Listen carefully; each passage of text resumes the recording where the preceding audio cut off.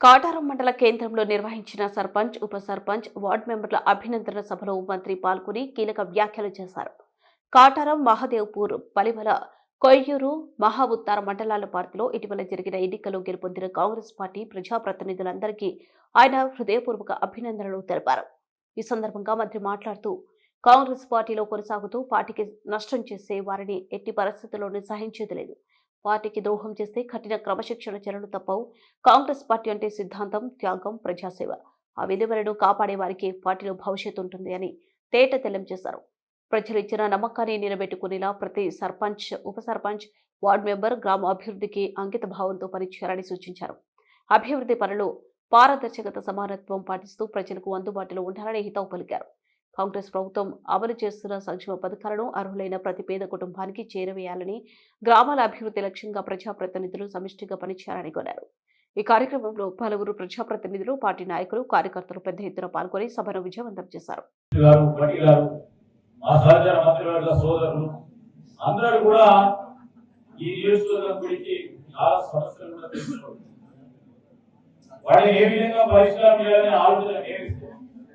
వారందరూ కూడా మాకు ముందుకు రావడానికి చేస్తా ఉన్నారు.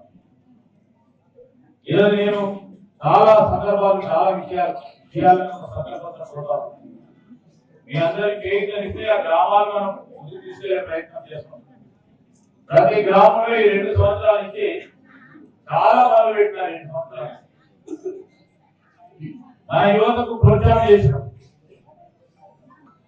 ఏ యువత అయితే ప్రోత్సాహం చేసి 2 రూపాయలు ఆలోచన చేసి వారి పరంగా పార్టీ ముందు పెట్టినప్పుడు ఎవరైతే ఆలోచన చేయలేదో వారి పేరు ఇప్పుడే చెప్తాం. అన్ని సమాచారం తీసుకున్నాం.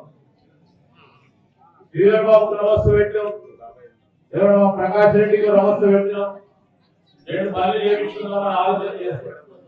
పార్టీకి 1 రూపాయి కూడా లాభం లేకుంటే పార్టీ ప్రయోజనాలకు సంబంధించి దయచేసి మీరు నన్ను కలగండి, నేను కూడా కలగండి. కానీ మోసం అనే ఆలోచన చేయకుండా ముందుకు పోయే వాళ్ళని కోరుతాం. చాలా సందర్భాలు చూసిన మనలో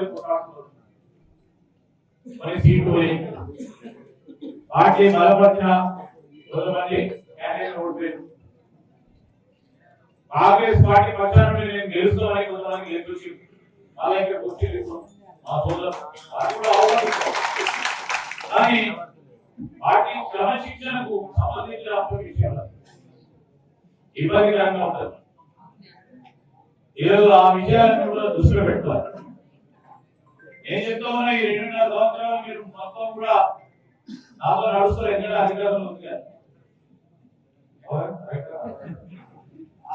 దాని తర్వాత మా రమేష్ ఇంటికి నేను గుర్తు తిరుగుడు, మా ప్రకాష్ ఇంటికి గుర్తు తిరుగుడు, మా తిరుపతి రెడ్డి ఇంటికి గుర్తు, మా రాజా ఇంటికి గుర్తు తిరుగుడు, శ్రీధర్ మా పచ్చున్నాడు కదా. ఇప్పుడు ఆయన ఎలక్షన్ వచ్చి మా రాజా చూసుకునే వాళ్ళ ఇంటికి రావాలి. దయచేసి అట్లాంటి ఆలోచన పెట్టుకొని ముందుకు రావద్దు. దయచేసి